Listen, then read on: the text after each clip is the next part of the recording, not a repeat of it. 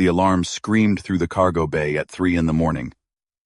Lieutenant Kara Vincent rolled off her bunk and grabbed her pulse rifle before her boots hit the floor. The station's red emergency lights painted everything in blood. All personnel to battle stations. Hostile vessels approaching. This is not a drill. She sprinted down the corridor, her heart hammering against her ribs. Frontier Station 12 was supposed to be a quiet posting. 6 months of scanning asteroid fields and processing ore shipments. Nobody attacked mining stations this far out in the outer rim. There was nothing here worth dying for. The command center was chaos. Officers shouted coordinates while holographic displays showed 3 Kreth warships closing fast. The insectoid race had been raiding human colonies for months, but never this deep into protected space. Shields at 40%, someone yelled. We're not built for combat. Captain Monroe stood at the center console, his face pale. Send the distress signal. Nearest fleet response is 6 hours away. 6 hours. They'd be dead in 20 minutes. Kara took her position at the weapons station, knowing their mining lasers would barely scratch Kreth armor. 300 personnel on this station. Families. Engineers. Scientists. All about to die because they were too far from help. The first impact rocked the station. Sparks exploded from overhead panels. Someone screamed as a console erupted in flames. Direct hit to the solar array. Power dropping to 60%. Kara's fingers flew across her controls, trying to aim their pathetic defenses. Through the viewport, she could see the Kreth ships. Massive things, all sharp angles, and weapon ports. They looked like flying knives designed specifically to cut humans apart. They're charging weapons again, the sensor operator called out. Multiple targets locked on critical systems. This was it. This was how she died. Kara thought about her sister back on Earth, her parents. They'd get a message in a few weeks. Killed in action. Heroic sacrifice. All the empty words that meant their daughter wasn't coming home. Then, she noticed him. The new maintenance worker stood near the back wall. He'd transferred in 2 weeks ago. Quiet guy. Never said much. She didn't even know his name. Just another face in the crowd of station personnel. But he wasn't panicking.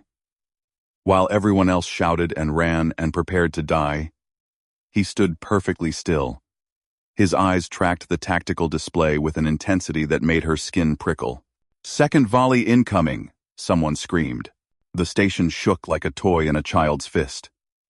More explosions. More screams. The lights flickered. Emergency systems kicked in with a mechanical whine that sounded like a death rattle. The quiet maintenance worker moved. He crossed the command center in 3 swift strides and placed his hand on a blank section of wall. His fingers moved in a pattern too fast to follow. A hidden panel opened. Kara's breath caught. She knew every inch of this station. There was no panel there. She'd reviewed the schematics 100 times. That wall was solid metal, plating over reinforced support beams. The man reached inside and pulled out a small device. It looked ancient. Pre-war technology, maybe. Older than that. It had symbols on it she'd never seen before. He pressed it against his neck. There was a soft click. Everything changed. The air around him seemed to shimmer. His posture shifted. The tired maintenance worker disappeared, replaced by something else. Someone else. His eyes were different now. Harder. Ancient. Like he'd seen more combat than everyone in this room combined. Captain Monroe, he said. His voice was calm. Quiet. The voice of a man standing in his living room. Not a space station about to explode.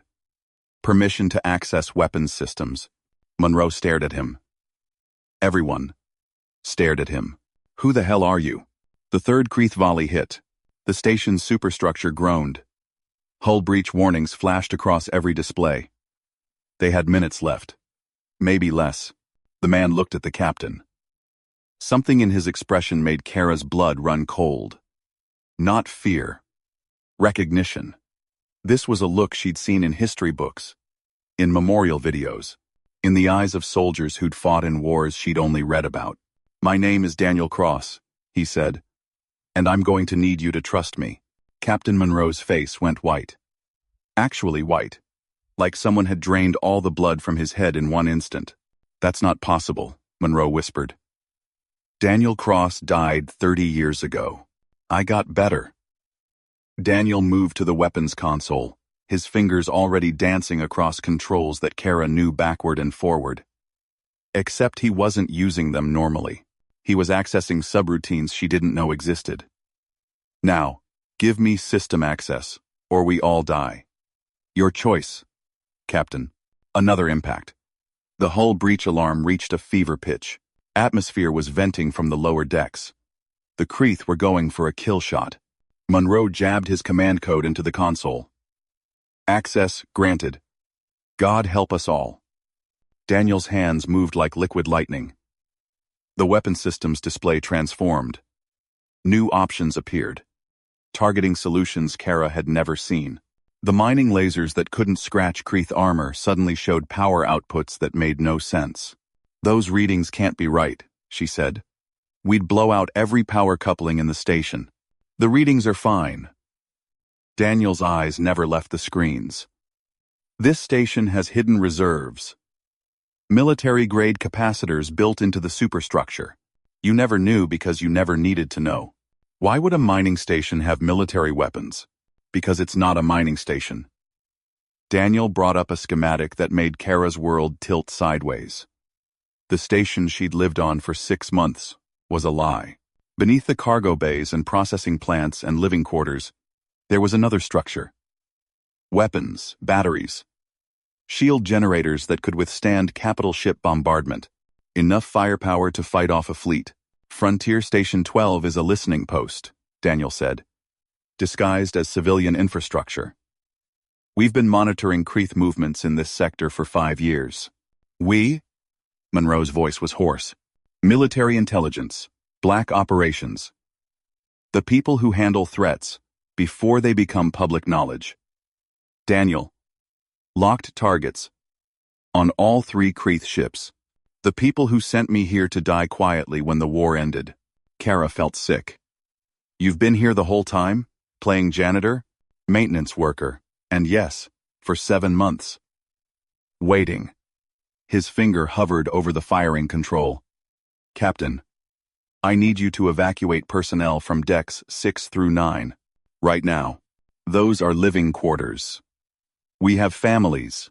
I know what we have. Move them. Now. Or, this next part kills them along with everyone else." Monroe grabbed the comm.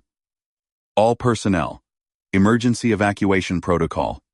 Decks 6 through 9 to emergency shelters immediately. This is not a drill."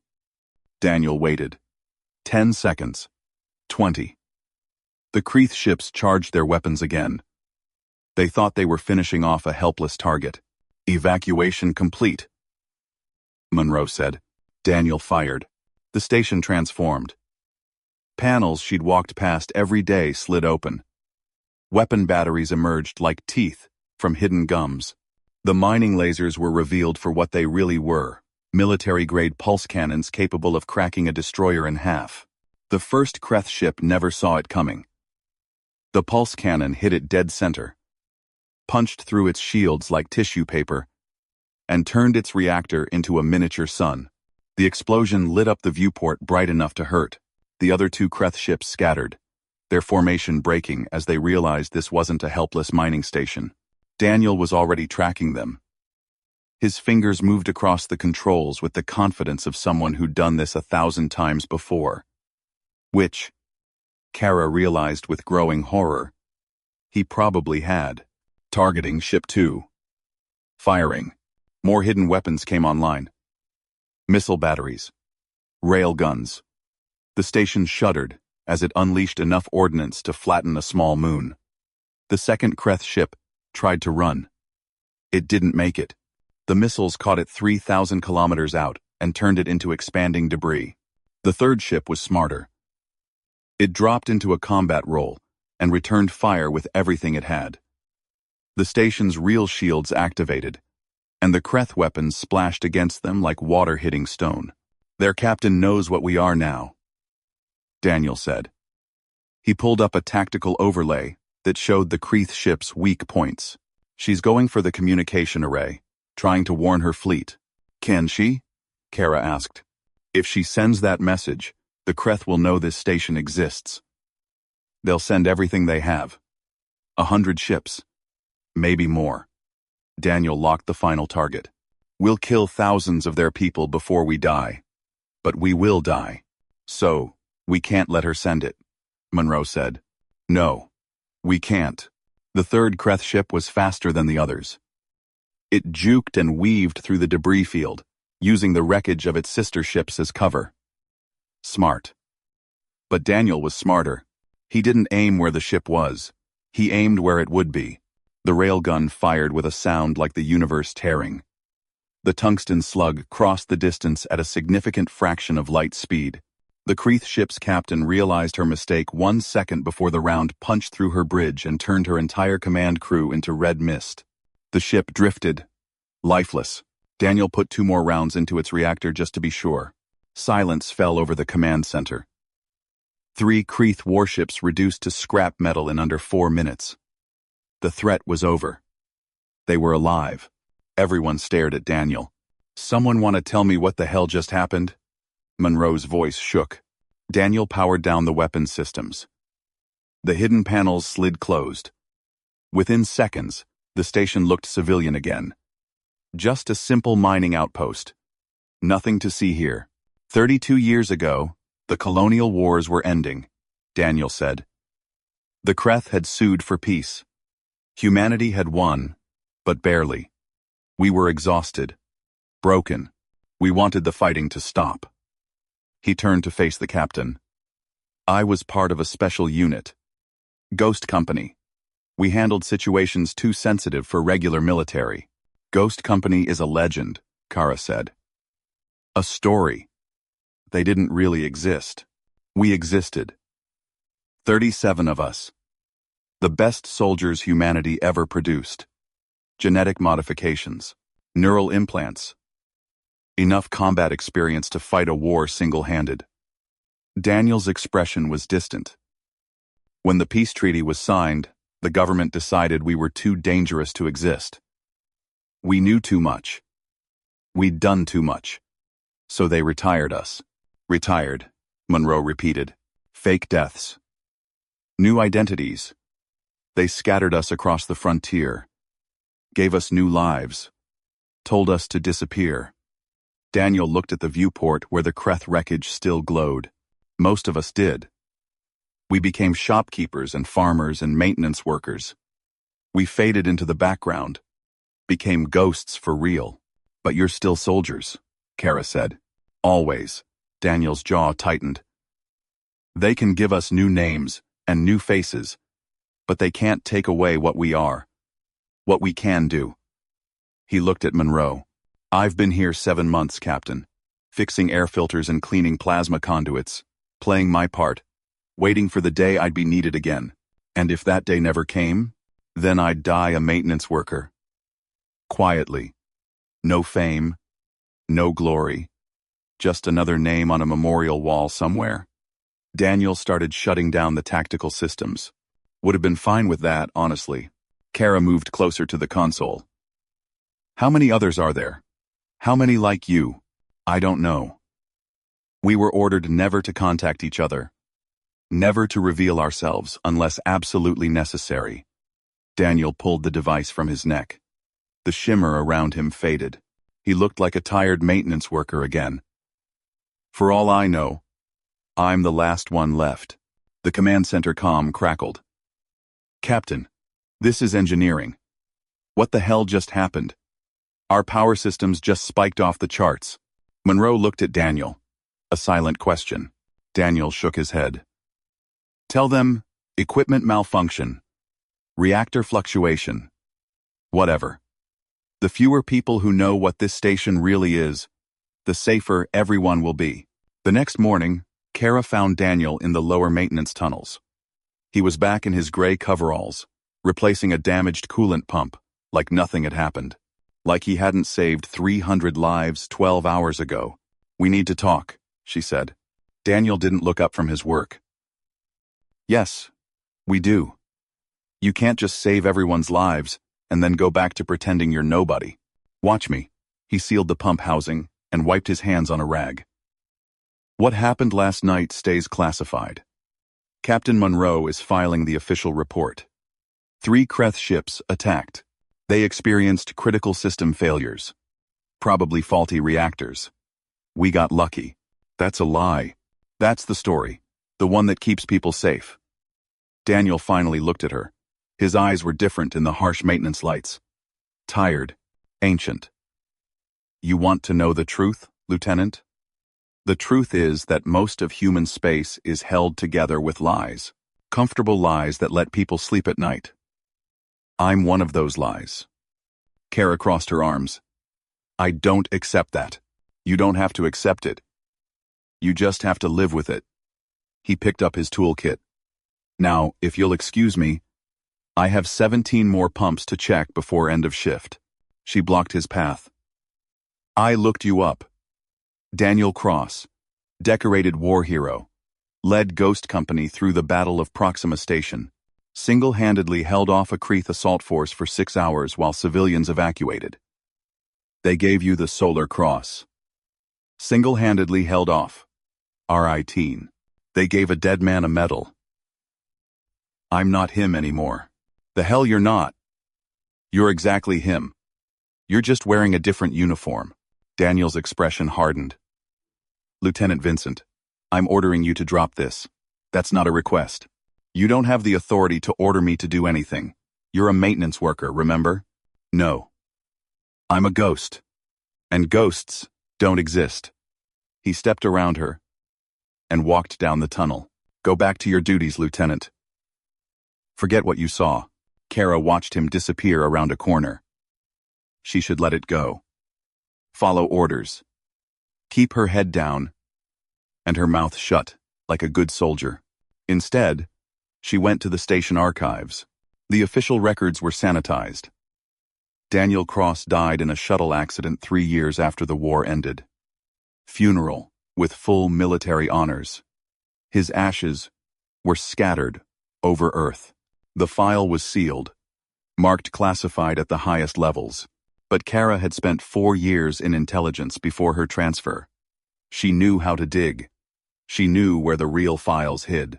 It took her 6 hours and 3 security bypasses. But she found it. The Ghost Company records. Not the public version. The real one.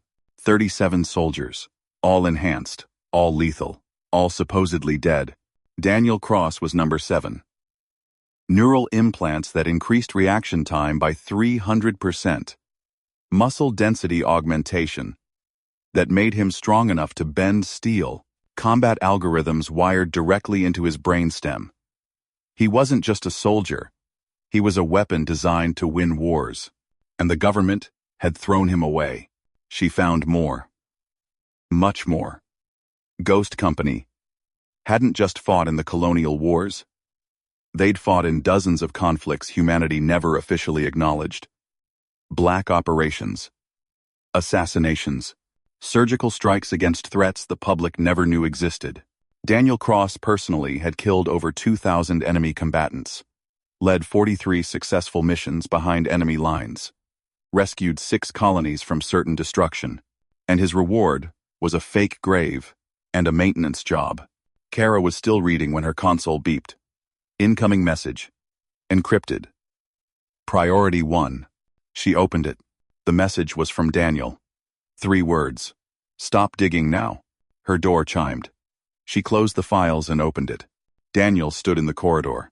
He'd changed out of his coveralls. He wore black tactical gear she'd never seen before. Military-grade armor. Weapons.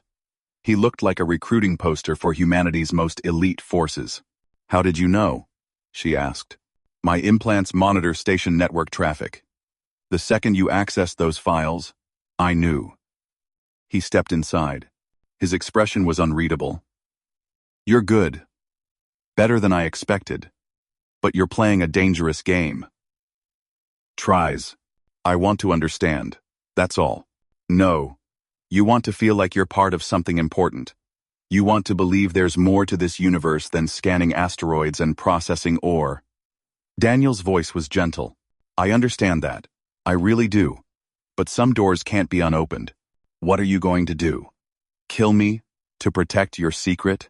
Daniel laughed. It was a harsh sound, empty of humor. Kill you. Lieutenant, if I wanted you dead, you'd have died 6 hours ago when you accessed the first classified file. I don't kill people for being curious. I kill people who threaten innocent lives. He pulled up her search history on his wrist console. But this needs to stop. Right now. Because you're not just risking yourself. You're risking everyone on this station.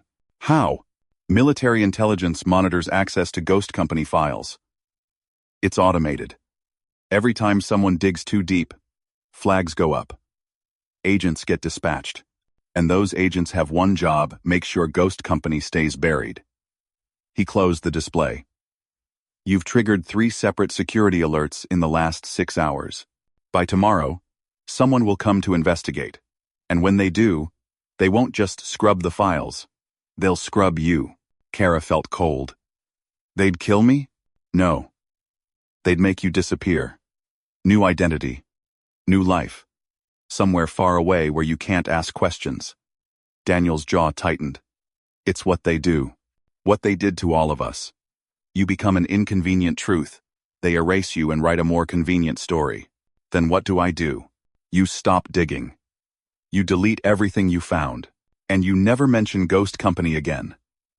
Daniel moved to her console and began entering commands. I'm purging your search history. Covering your tracks. Making it look like a system glitch. And if I refuse? Daniel paused. His fingers hovered over the keyboard. Then I can't protect you, and you'll disappear just like I did. Except you won't get a nice quiet maintenance job. You'll get something worse. Because they're more paranoid now than they were 30 years ago. Kara watched him work. Part of her wanted to fight. To resist. To stand up for truth and transparency, and all the ideals they'd taught her at the academy. But another part, the part that wanted to live, knew he was right. Fine, she said. I'll drop it. Good. Daniel finished purging the files. I'm sorry, Lieutenant. I really am. You deserve better than lies and cover-ups. We all do. But that's the universe we live in. He turned to leave. Wait, Kara said. One question. Just one. Then I'll drop it forever. Daniel stopped at the door. What? Why did you save us? Last night, you could have stayed hidden. Let the Creeth destroy the station. Protected your secret. Why risk exposure? Daniel was quiet for a long moment. When he spoke, his voice was barely above a whisper. Because I'm still a soldier. And soldiers protect people. Even when it costs them everything. He looked back at her. That's the part they couldn't take away with their fake deaths and new identities. Deep down, we're all still Ghost Company. Still fighting the war. We just do it alone now. He left before she could respond. Kara sat in the dark and tried not to think about how many other ghosts were out there. How many maintenance workers and shopkeepers and farmers, who used to be humanity's greatest warriors.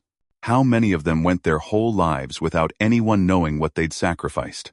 It should have made her feel safe. All those hidden protectors scattered across human space. Instead, it just made her sad. 3 days passed. Life on Frontier Station 12 returned to normal. Captain Monroe filed his report. Creeth equipment malfunction. Pure coincidence. Nothing to investigate. The military sent a salvage crew to collect the wreckage, and everyone pretended everything was fine. Kara tried to move on. She really did. She focused on her duties. Scanned asteroids. Processed ore shipments. Avoided the maintenance tunnels where Daniel worked. But her mind wouldn't let it go. On the 4th day, the new arrivals came. 2 civilian contractors, a man and a woman. They had all the right credentials, proper authorization codes. They were here to upgrade the station's communication systems. Routine maintenance. Nothing unusual. Kara didn't believe it for a second. She watched them through the security cameras. The way they moved was wrong. Too precise. Too aware of their surroundings. They scanned every room before entering. Their eyes constantly tracked exits and potential threats. These weren't contractors. These were operators. She found Daniel in the cargo bay. He was alone, cataloging supply crates. When he saw her face, he knew immediately. "They're here," she said. "I know." He didn't look up from his datapad. "Arrived this morning. Military intelligence. Here to investigate the Kreth attack. What do we do?" "We?" "There is no we, Lieutenant. You do nothing. You go about your duties like normal. You don't ask questions. You don't draw attention." Daniel set down the datapad.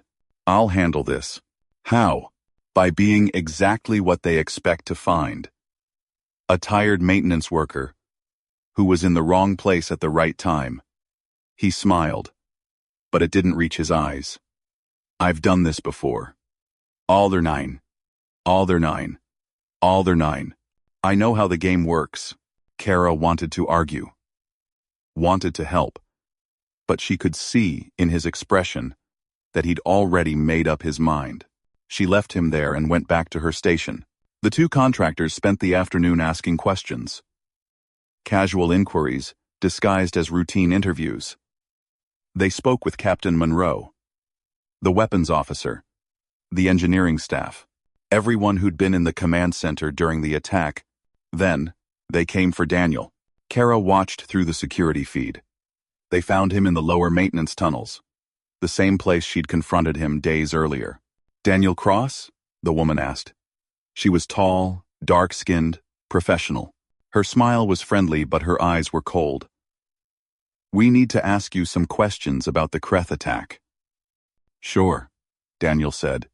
He set down his tools and wiped his hands. "Though I don't know much. I was in my quarters when it happened." "Were you?" The man pulled up a datapad. "Station logs show you were in the command center, right at your battle station when the first shots were fired." Daniel didn't flinch. "Captain ordered all hands to stations." "And what did you do?" "My job. Monitored life support systems. Made sure environmental controls stayed online during the attack." Daniel's voice was steady, calm, the voice of a man with nothing to hide. "Why? Is there a problem?" The woman smiled. "No problem. Just trying to understand what happened. 3 Kreth warships don't usually experience simultaneous reactor failures. It's statistically improbable. 7. I'm not a military analyst. I just keep the air filters clean." They questioned him for 20 minutes. Asked about his background, his service record, how long he'd been on the station. Every question was designed to probe, to test, to see if he'd slip. Daniel never slipped. He was perfect. The ideal witness. Helpful but ignorant. Concerned but not overly interested. Just another maintenance worker who got lucky when the bad guys' ships exploded. Finally, they let him go. Kara thought it was over. She thought they'd accept the story and leave. She was wrong.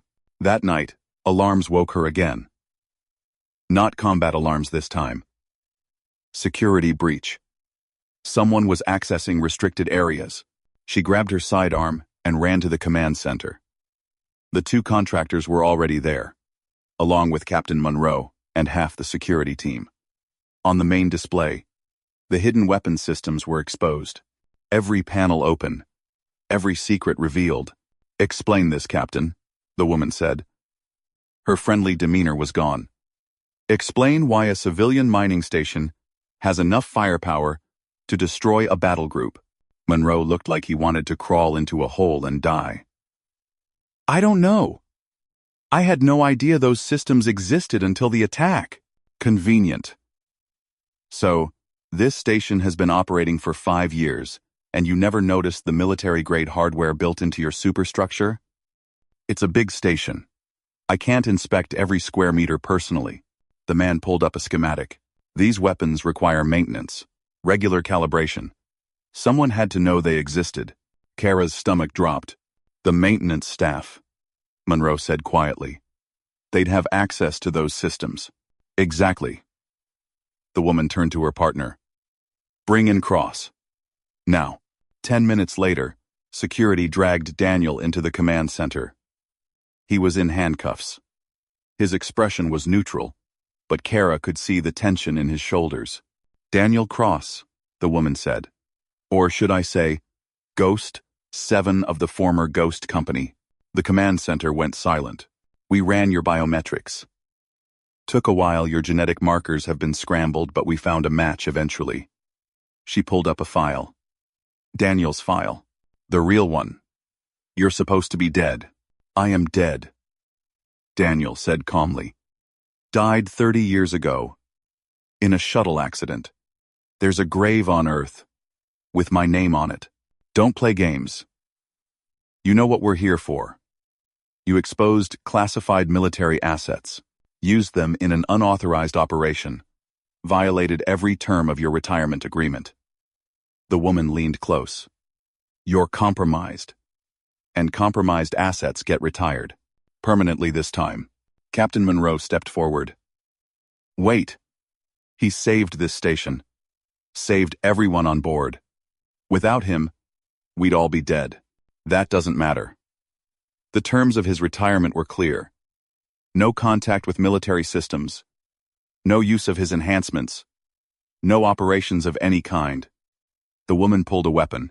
Not a pulse pistol. Something else. Something that made Kara's skin crawl. Ghost Company was disbanded for a reason. You're too dangerous. Too unstable. The war's over, Cross. You should have stayed dead. Daniel looked at the weapon. Kara recognized it now. Neural disruptor. Designed specifically to kill enhanced soldiers. It would scramble his implants.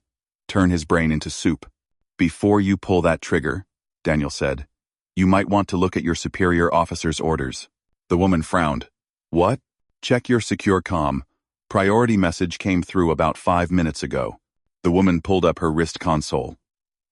Her expression changed. That's not possible. Crew, read it, Daniel said. She read it aloud. Operation Ghost Revival. Authorization Alpha 37. All retired Ghost Company assets are hereby reactivated for active duty. Classification level. Maximum. Effective immediately. Her voice shook. This is signed by the Director of Military Intelligence. That's right. The same person who ordered us retired 32 years ago. Daniel held out his wrists. Now take off these handcuffs before I break them myself. The woman lowered her weapon. Her partner unlocked Daniel's handcuffs. The entire command center held its breath. I don't understand, Monroe said. Why reactivate Ghost Company now? Daniel rubbed his wrists. Because the war isn't over. It never was. The Creeth Peace Treaty was a delaying tactic. They've been building their forces for 3 decades, and now they're ready for round 2. The woman's console beeped. More messages flooding in. Her face went pale. Multiple reports coming in. Creeth attacks across the Outer Rim. Coordinated strikes. They hit 12 stations simultaneously. 13. Daniel corrected. This was supposed to be number 13. They planned to cripple our frontier defenses in one night, then push into core territory before we could respond.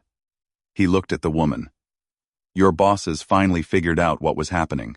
That's why they're pulling us out of retirement. Because they need soldiers who can actually win. The man checked his own console. Orders are confirmed. All Ghost Company assets to report for immediate deployment. We're being assigned to defensive operations across 5 sectors. How many of you are left? Kara asked. Daniel was quiet for a moment. I don't know. We lost contact decades ago. Could be 20. Could be 5. Could be just me. He turned to Captain Monroe. Captain, I'm formally requisitioning this station for military operations.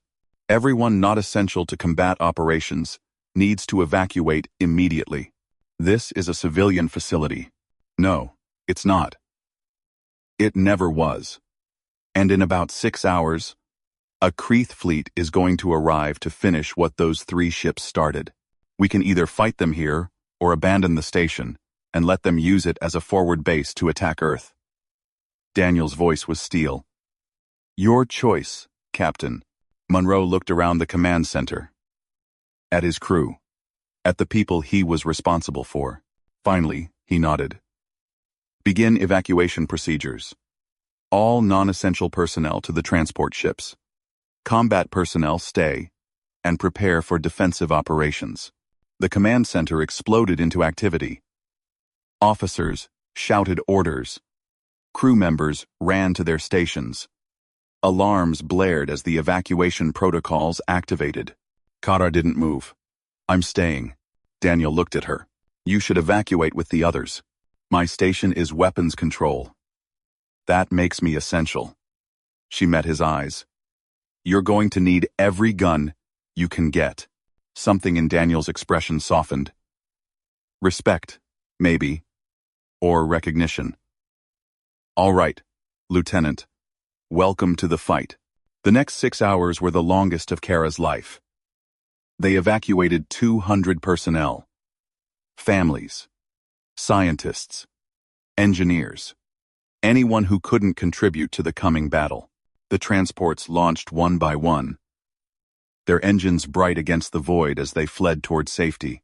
100 people stayed. Volunteers. Every one of them knew they might die. They stayed, anyway. Daniel transformed the station into a fortress. He activated systems Kara never knew existed. Automated defense platforms. Long-range missile batteries. Shield generators powerful enough to stop a capital ship's main guns. How long has all this been here? She asked. Since the station was built. Military intelligence always plans for the worst. Daniel pulled up tactical overlays. This station is one of 12 hidden defensive points along the outer rim, each one designed to hold off an invasion force if necessary. Can we win? Define win. If we're still alive when reinforcements arrive, that's a victory. He highlighted sectors on the map. The nearest fleet is 4 hours out. We need to hold for 4 hours against whatever the Kreeth throw at us. The sensors operator called out. Contact. Multiple ships, dropping out of hyperspace. Range. 50,000 kilometers. How many? Monroe asked. 15 capital ships, 40 escorts, 70 fighter craft. The operator's voice cracked. It's a full invasion fleet. Kara felt her stomach drop. 15 capital ships. They'd barely survived 3 escorts. This was impossible. Daniel just smiled. It was a cold smile. A predator's smile. Finally, a fair fight. Fair fight. He opened a station-wide channel. All personnel, this is Daniel Cross. Some of you know that name. Some of you don't. Doesn't matter. What matters is that in a few minutes, the Kreeth are going to try to kill us. They think we're weak. They think we're helpless. They think this station is a soft target. They can crush and move on. He paused. They're wrong. This station is humanity's fist. And we're about to teach them what happens when they pick a fight with Earth. Man your stations. Charge your weapons. And remember, we're not here to die. We're here to win. The Kreeth fleet advanced in perfect formation. Kara watched them on the tactical display. So many ships. So much firepower. They could probably destroy a small planet with what they had. Stand by weapons, Daniel ordered. Let them get close. I want them to feel safe. Confident. Arrogant. The fleet closed to 30,000 kilometers. 20,000. 10,000. Sir. They're within firing range, Kara said. Not yet. 5,000 kilometers. The Kreeth ships began charging their weapons. Their fighters launched, swarming toward the station like angry insects. Now, Daniel said quietly, the station opened fire. Every hidden weapon activated simultaneously. Missile batteries unleashed thousands of warheads.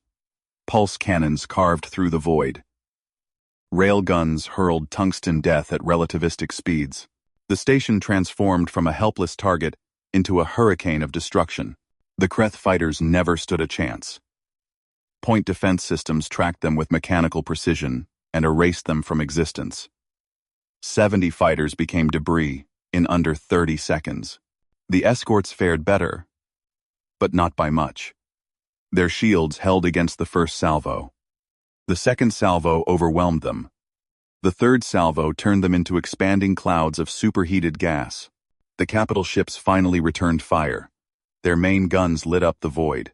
Massive energy beams that could crack a moon struck the station's shields and splashed harmlessly away.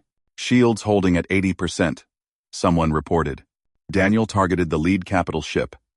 It was massive, 10 times larger than any of the escorts. Crew complement of 5,000. Enough firepower to level a city. He fired everything. The concentrated barrage hit the Kreth ship dead center. The ship broke in half, its reactor detonating with enough force to vaporize 3 nearby escorts. Kara watched in awe. This wasn't a battle. This was an execution. But the Kreth weren't running. They pressed forward, taking horrific casualties, fighting with desperate fury. They knew this station was important. They knew if they destroyed it, humanity's frontier defenses would crumble. They're targeting the shield generators. The sensors operator called out. Concentrated fire on the lower decks. Reroute power from auxiliary systems, Daniel ordered. All power to shields and weapons. Life support to minimum. The temperature in the command center dropped. The lights dimmed. Every non-essential system shut down as the station poured everything into survival. Another capital ship died. Then another. The Kreth fleet was down to 8 capital ships. 6. 4. But the shields were failing. Down to 40%. 30. 20. Hull breaches on multiple decks. Someone screamed. We're venting atmosphere. Seal the sections. Keep fighting. Daniel's voice never wavered. Never showed fear. He was a machine. A weapon designed for exactly this moment. 2 capital ships left. The station's weapons were overheating. Systems failing across all decks. They'd pushed everything past its breaking point. But the Kreth were broken too. Their fleet was shattered. Thousands dead. Their entire invasion force reduced to 2 limping ships and a handful of escorts. They're retreating, the sensors operator said, jumping to hyperspace. Silence fell over the command center. They'd done it. Against impossible odds, they'd won. Then the cheering started. Personnel hugging each other, crying, laughing. They were alive. Daniel powered down the weapons. His hands were shaking. For the first time since the battle started, he looked human again. Tired. Scared. Relieved. Captain Monroe, he said quietly. Request permission to stand down. Monroe crossed the command center and grabbed Daniel's hand. Permission granted, soldier. Well done. Kara looked at the tactical display. At the debris field where the Kreth fleet had been, thousands of lives ended in less than an hour. All because they'd underestimated one quiet maintenance worker. No, not a maintenance worker. A legend. 4 hours later, the human fleet arrived. They found Frontier Station 12 still intact, still operational, surrounded by wreckage. The battle report seemed impossible. 100 defenders against an invasion fleet. It should have been a massacre. It created gay percent. Welfare. Instead, it was a victory. Admiral Hayes came aboard personally to survey the damage. She found Daniel in the cargo bay, back in his coveralls, repairing a damaged air filter. Daniel Cross, she said. I thought you were dead. So did I. He didn't look up from his work. Turns out, retirement doesn't stick. Ghost Company is being reactivated. Full operational status. We need you back in the field. With respect, Admiral. No. Daniel set down his tools. I'm done fighting wars. I did my part. Saved the station. But I'm not going back. That's not a request, soldier. We need you. Humanity needs you. Daniel finally looked at her. Humanity needs a lot of things, Admiral. It needs soldiers. Sure. But it also needs maintenance workers. It needs people who fix things instead of breaking them. People who build instead of destroy. He picked up his tools. I chose my path 30 years ago. I'm not changing it now. Hayes studied him for a long moment. Then she nodded. All right. You've earned that right. But know this. There are 36 others like you out there. We're bringing them all back. And we're going to win this war. I hope you do, Daniel said. I really do. The Admiral left. Daniel went back to work. Kara found him later that night. The station was quiet. Repairs were underway. They're calling you a hero, she said. They're wrong. I just did what needed to be done. Is that what Ghost Company is? Doing what needs to be done? Daniel was quiet for a long time. We were created to be weapons. Perfect soldiers. But somewhere along the way, we became something else. We became people who understood the cost of war, who carried it with us every day. He looked at her. That's why they retired us. Not because we were dangerous. Because we were too human. Will you really stay? Keep being a maintenance worker? Someone has to keep the air filters clean. Daniel smiled. It was a real smile this time. Warm. Genuine. Besides, I like it here. It's quiet. Nobody bothers me. And if the Kreeth come back, well, I'll be here. Kara laughed. You're insane. Probably. But it's a good kind of insane. She left him there. Alone in the cargo bay. Fixing things. Being exactly what he chose to be. Not a legend. Not a ghost. Just a man doing his job. And somehow, that was enough.